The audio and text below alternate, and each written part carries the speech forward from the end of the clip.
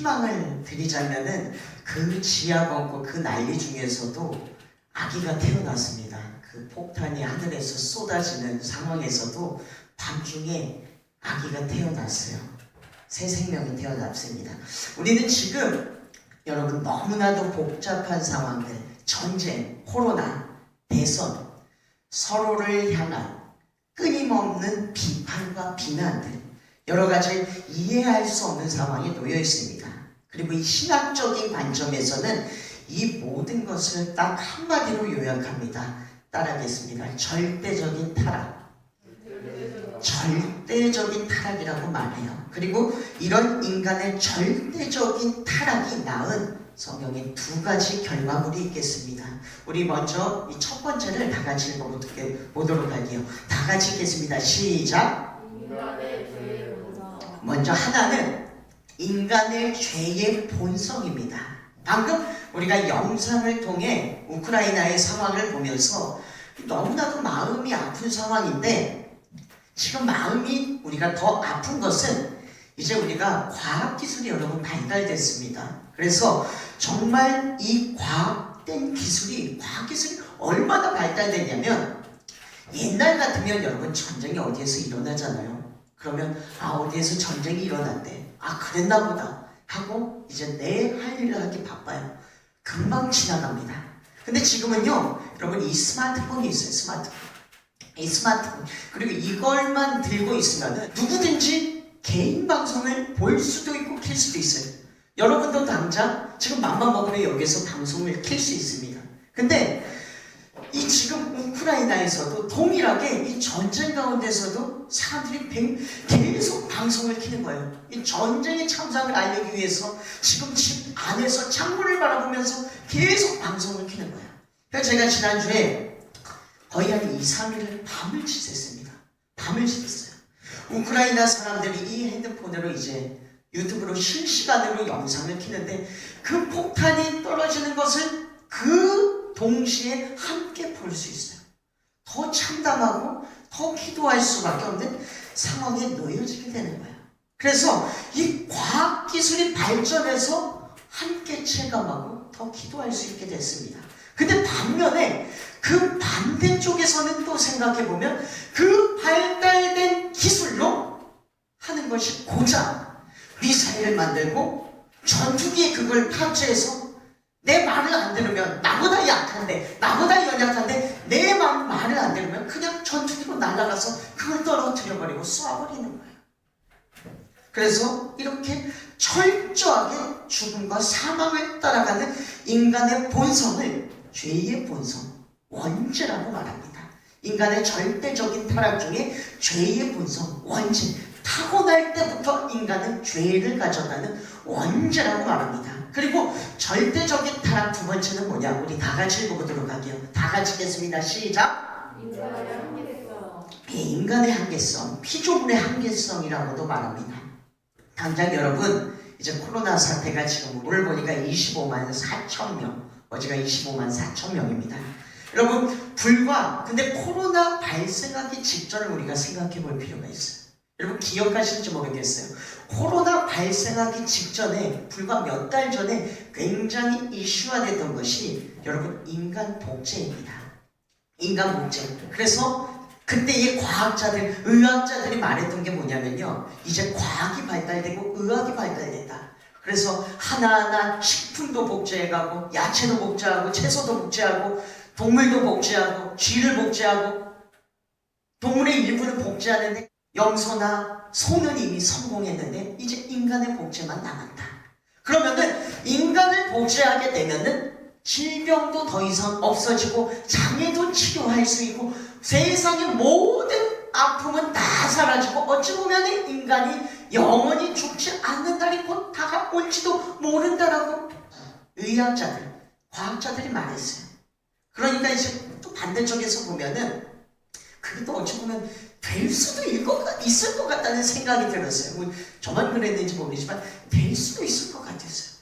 그래서 뭐 저도 당장 이거 내 직업이 날아가고 없어지는 게 아닐까 싶을 정도로, 이거 정말 이런 시대가 오는 게 아닐까. 근데 당장 이번에 여러분 뭐가 터졌습니까? 코로나라는 전염병이 터졌어요. 근데 이 직전까지는 죽음까지도 해결할 수 있다고 말했던 그 지식과 두뇌를 가진 전문가들이 지금 이 순간까지도 이 치료제 하나를 개발하지 못하고 있습니다. 속절없이 당하고 있어요. 속절없이 무너지고 있습니다. 그러다 이제는 더 이상 이 코로나에 의해서 어떻게 감당을 할 수가 없으니까 이제 말하는 게 뭐예요? 위드 코로나. 코로나와 같이 살아가는 세상이다. 감기처럼 독감처럼 코로나도 우리가 인정하자는 거예요. 위드 코로나를 외치고 있습니다. 이게 두 번째, 인간의 한계성입니다. 근데 여러분 중요한 것은 자꾸 이런 인간의 한계성과 죄성에 대해서 사탄이 계속 이걸 도전한다는 거예요. 태초부터 지금까지 이 한계성에 대해서, 죄성에 대해서 지금까지 넘어뜨리려고 우리를 하는 도구 자체가 딱 하나, 이 속임수라는 겁니다. 그래서 여러분 이 성경을 보면요, 창세기부터 요한계시록까지 예수님의 구속사, 그리고 세상의 종말, 예수님의 재림 다 말하는 내용이 이 죄에 대한 내용입니다. 이 죄성에 대한, 절대적인 타락에 대한 내용. 이 시간 말씀으로 좀 그 내용을 볼 텐데 말씀에 그 내용이 자세히 나와 있습니다. 다 같이 읽도록 하겠습니다. 시작! 하나님이 참으로 너희에게 공사한 그 나무의 열매를 먹지 말라 하시거나 여자가 그에게 말하되 하나님의 말씀에 너희는 먹지도 말고 만지지도 말라 너희가 죽을까 하노라 하셨느니라. 너희가 이르되 너희가 결코 죽지 아니하리라. 너희가 그것을 먹는다면 하나님과 같이 되어. 여기에 보면 아담과 하와가 뱀의 속임수에 넘어져서 패배하는 장면이 고스란히 담겨 있습니다. 근데요, 사탄이 이 태초에 썼던 방법을 지금 오늘날까지도 동일하게 사용하고 있어요. 근데 문제는 뭐냐면 계속 이 방법이 너무나도 잘 먹히고 있다는 거예요. 똑같은 방법으로 똑같이 넘어집니다. 이 말씀 안에 인간의 절대적인 타락과 그 결과로 말씀드렸던 인간의 한계성과 죄성이 둘 다 들어있어요. 한마디로 요약하면요, 인간의 한계성을 초월해서 하나님처럼 되려고 하다가 결국에는 죄의 원흉이 되어서 넘어지고 만 것입니다. 그 인간의 절대적인 타락이 다 들어있어요. 근데 여러분, 제가 방금 말씀드렸죠. 인간의 한계성을 초월해서 하나님처럼 되려다, 초월해서 하나님처럼 되려다 죄를 낳게 된 원흉. 생각나는 존재 없으십니까? 생각나는 누군가 없어요? 사탄입니다. 사탄. 그리고 이 사탄이 아담과 하와에게 속였던 그 방법을 지금 오늘날까지도 우리에게 사용하고 있습니다. 이미 사탄이라는 이름의 뜻 자체가 뭐냐면요, 사탄이 오늘 말씀의 제목 속이는 자입니다. 원어로 보면은 그 이름이 속이는 자라는 뜻이에요.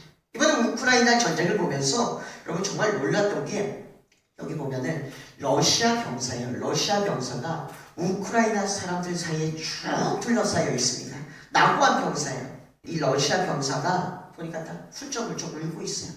딱 보니까 20대 어린애예요. 나이도 많지도 않아요. 그러니까 이제 이 사람들이 오히려 얘를 갖다가 지금 쳐들어왔는데 울면서 우는 애를 달래주고 위로해주고 있어요. 그러니까 물어보는 거예요. 도대체 왜 우리나라에 쳐들어왔느냐? 뭐 여러 가지 이해관계가 복잡하고 그런 것들은 알고 있었지만 그럼에도 불구하고 왜 우리나라에 쳐들어와서 우리를 이렇게 만드느냐? 그러니까 하는 말이 전쟁인지 몰랐다는 거예요. 전쟁인지 몰랐다.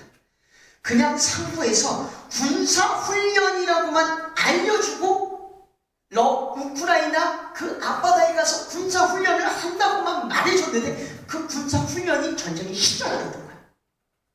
그 군사훈련이 전쟁의 시작이었고 하는 말을 들어보니까 그때부터는 이제 더 이상 전쟁 중이기 때문에 명령에 불복종하면은 죽게 되는 딱 그 상황에 놓인 거예요. 속임수입니다. 그리고 나중에 뉴스를 보니까 이런 일들이 한두 가지가 아니에요.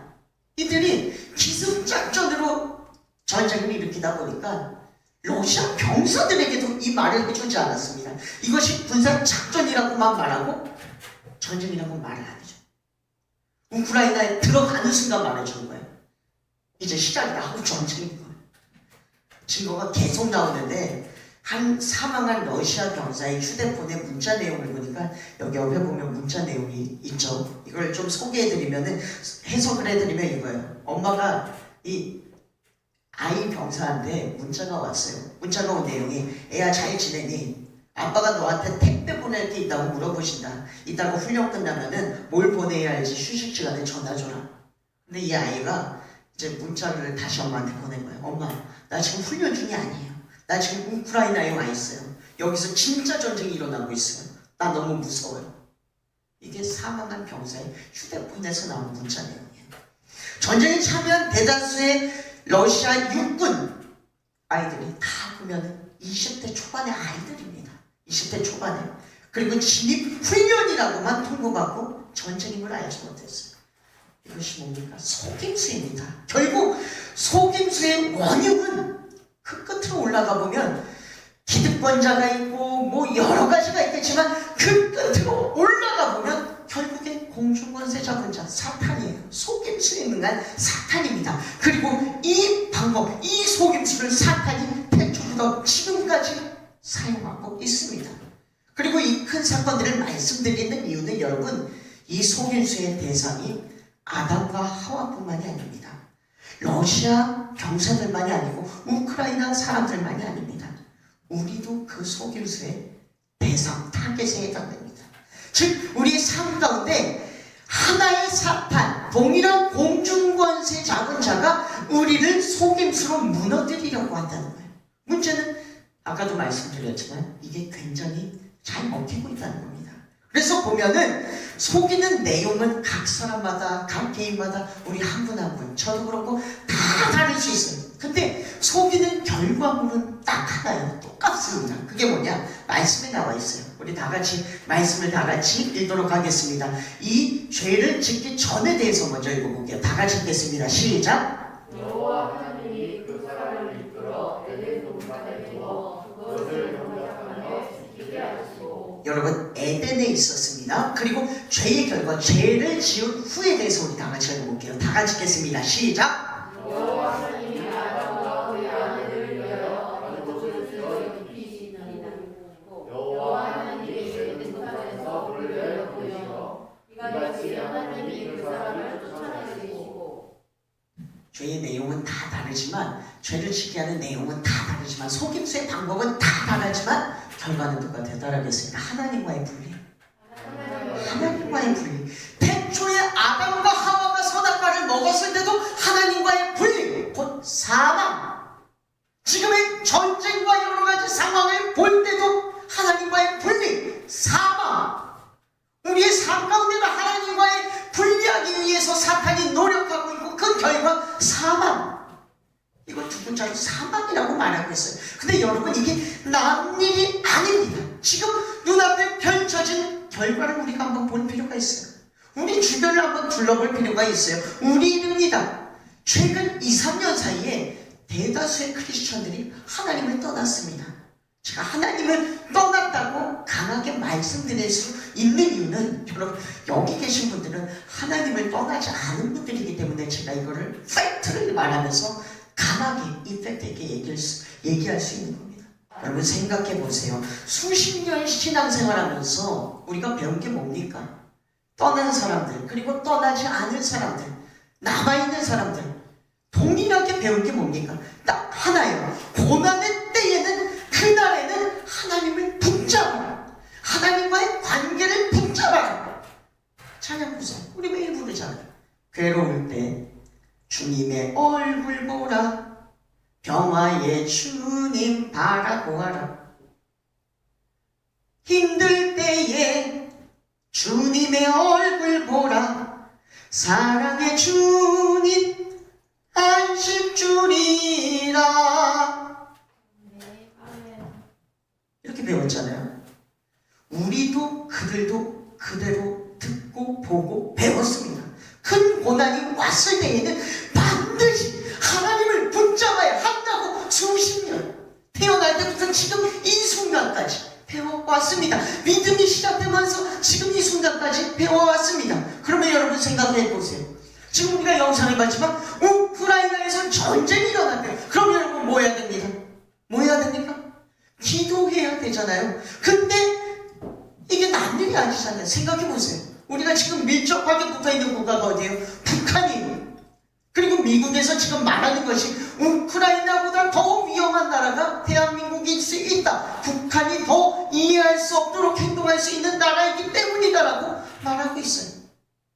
그럼 여러분 우리가 어떻게 해야 됩니까? 이 전쟁의 참상을 보면서 저들을 위해서 기도하고 또한 우리의 안전을 위해서 기도해야 할 때 아닙니까? 근데 하나님을 도리어 떠나가고 있어요. 지금 강원도에서 여러분 산불이 났대요. 그럼 당장 더 하나님을 붙잡아야 할 때가 아닙니까? 눈으로 목격하고 있잖아요. 근데 떠나가고 있어요. 하나님은. 대선이 여러분 얼마 안 남았습니다. 예전 같았으면요, 대선 전부터 그 작정 기도를 들어가면서 사람들이 밤을 새가면서 기도할 때입니다. 지도자를 위하여서, 이 나라에 새롭게 뽑힐 지도자를 위하여서, 하나님의 일하심을 위하여서, 그 선출을 위하여서 기도해 주신 것처럼 그렇게 밤새서 기도할 때, 근데 도리어 하나님을 떠나가고 있어요. 여러분 결정적입니다. 코로나 어제 25만 4천 명이 넘었어요. 근데 진짜 중요한 말씀 하나 드릴까요? 진짜 중요한 게 아이러니한 사실이 뭔지 아십니까? 지금 25만 4천 명이 떠나는 사람이 없어요. 언제 하나님을 다 떠났는지 아십니까? 코로나 확진자가 90명에서 100명이 살 때 다 떠났다고 크리스천 통계청에서 말하고 있어요. 90명에서 100명이 살 때 다 떠났어요. 근데 25만 4천 명인데 더 이상 떠나지 않아요. 그걸 한마디로 요약하면 뭐예요? 속임수라는 겁니다. 속임수. 그 내면에 그 뒤에 그 백그라운드의 영적인 것을 보면 속임수라는 겁니다. 속고 있다는 거예요. 결과를 보면 알 수 있어요. 결과를 보니까 딱 하나예요. 하나님과 분리. 그래서 여러분 결과를 들어보니 이게 속임수였다는 겁니다. 사탄이 이것들을 계속해서 노력하는 것은 다 이유는 하나예요. 여러분. 하나님과 분리되는 것은 너무나도 힘든 일이지만 하나님과 분리만 시키면 그때부터 사탄은 자기 마음대로 할 수 있어요. 그 사람에 대하여서 자기 마음대로 할 수 있어요. 마치 여러분 뱃속에 아이가 있어요. 아기 엄마 뱃속에 아이가 있다고. 무엇로 다 공급을 받습니까? 탯줄 하나로 다 공급을 받아요. 탯줄 하나만 있습니다. 근데 이 탯줄만 딱 끊으면 그때부터 사망 선고가 떨어진 겁니다. 사탄이 그걸 너무 잘해요. 뭘 건드려서 뭐를 끊어야 할지 정확히 알고 있어요. 말씀의 결론을 맺습니다. 이 메시지는 단순히 오늘 우리가 주일 잘 출석해라 이런 메시지를 드리는 건 아닙니다. 그거는 당연한 기본이에요. 당연한 기본. 근데 정말 도전드리는 것은 좀 두 눈을 감고 제가 도전을 드릴게요.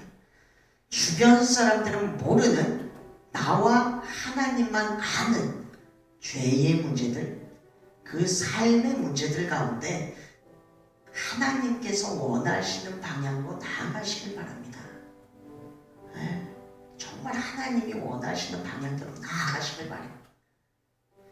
계속 속이려고 하고 그걸로 계속 분열시키려고 하지만 분리시키려고 하지만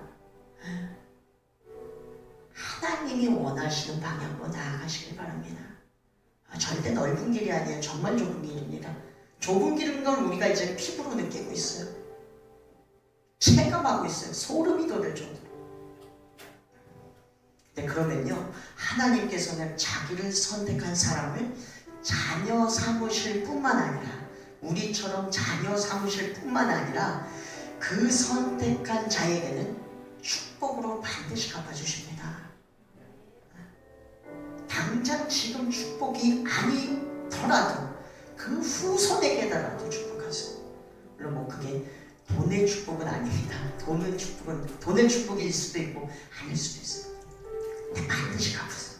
그러므로 여러분 오늘 세상에 돌아가셔서도 무릇 하나님이 기뻐하실 만한 선택의 축복이 여러분의 삶 가운데 있기를 소원합니다. 네, 찬양하고 기도하며 나아가겠습니다. 나의 영혼이 잠잠히 찬양하며 나아가겠습니다.